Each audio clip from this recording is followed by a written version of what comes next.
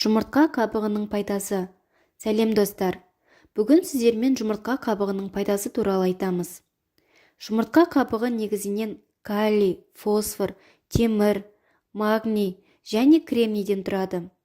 Канада, ақш және Венгрия ғалымдары жүргізген зерттеуде жұмыртқа қабығының құрамы адамның тісі мен сүйегіне қатты ұқсайтынын дәлелдеген.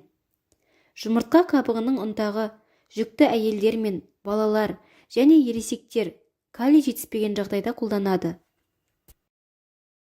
Мұндай ұнтақты үнемі қолданған жағдайда қан қысымы мен жүрек қағысының жұмысы жақсарады, зиянды холестерин деңгейі азаяды. Зат алмасу процесі қалпына келеді. Қалқанша безі ауруларының алдын алады. Гастрит жазылады. Қан тазарады. Балалардағы рахит және анемияның алдын алады. Аллергия емделеді. Шаш пен тырнақ қатаяды.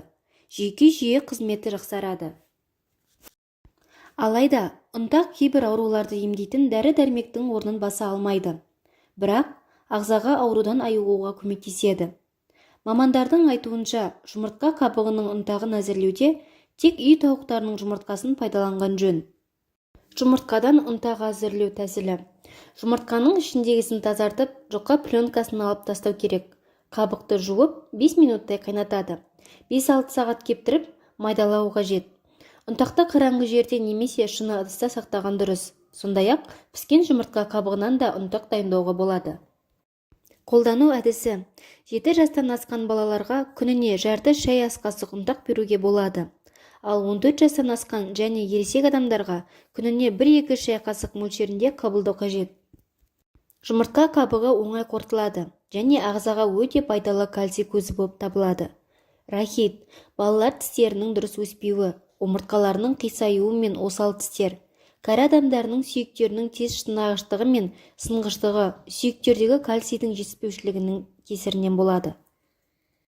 Ағзадағы кальций алмасудың бұзылуы қанның аздығына, тез салқын тигіштікке, аллергияға, еріндегі герпестерге душар етеді. Ал ағзадағы бұл жетіспеушілікті түзеу қиындау мәселе. Хлорлы кальций, гипс, бор сияқты нәрселердің адам ағзасына қорытылып сіңуі өте қиын. Тауық жұмыртқаларының қабығында 90% кальций карбонатынан тұрады және оңай қорытылады. Оның құрамында ағзаға қажетті барлық 27 микроэлементтер табылады. Ең маңыздысы кремний мен молибденнің барлығы біздің күнделікті тамағымызда бұл элементтер жоқтың қасы. Олар болса, ағзамыздағы барлық биохимиялық реакциялардың дұрыс түзілуінің негізгі себебі болып табылады.